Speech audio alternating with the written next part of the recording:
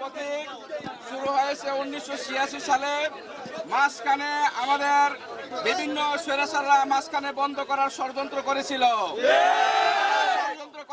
তারাই দেশ থেকে পালাইতে বাধ্য হয়েছে।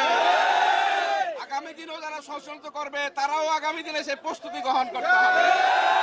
দাঁড়িপাল্লার প্রতীক হচ্ছে ন্যায়ের প্রতীক, তার মানে হচ্ছে আইনের দৃষ্টিতে সবাই সমান।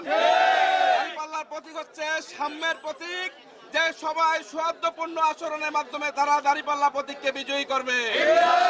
দাঁড়িপাল্লা প্রতীক হচ্ছে ইনসাফের প্রতীক। আজকে যে জন্য আমাদের দেশ স্বাধীন হয়েছিল, মূল তিনটা উদ্দেশ্য ছিল। একটা ছিল in order to ensure for the people of Bangladesh, equity, human dignity, social justice.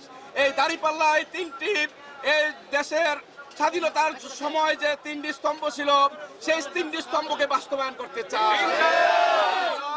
আগামী দিনে দাঁড়িপাল্লা প্রতীক আমরা আমাদের মানুষের ভিতরে যে ইনসাফ কায়েম হয়, ন্যায় কায়েম হয়, মানুষ যেন বৈষম্যের শিকার না হয়, এই দাঁড়িপাল্লার প্রতীক হচ্ছে দুর্নীতির বিরুদ্ধে প্রতীক। দাঁড়িপাল্লার প্রতীক হচ্ছে চাঁদাবাজের বিরুদ্ধে প্রতীক। দাঁড়িপাল্লার প্রতীক হচ্ছে এই মানবিক কল্যাণের প্রতীক।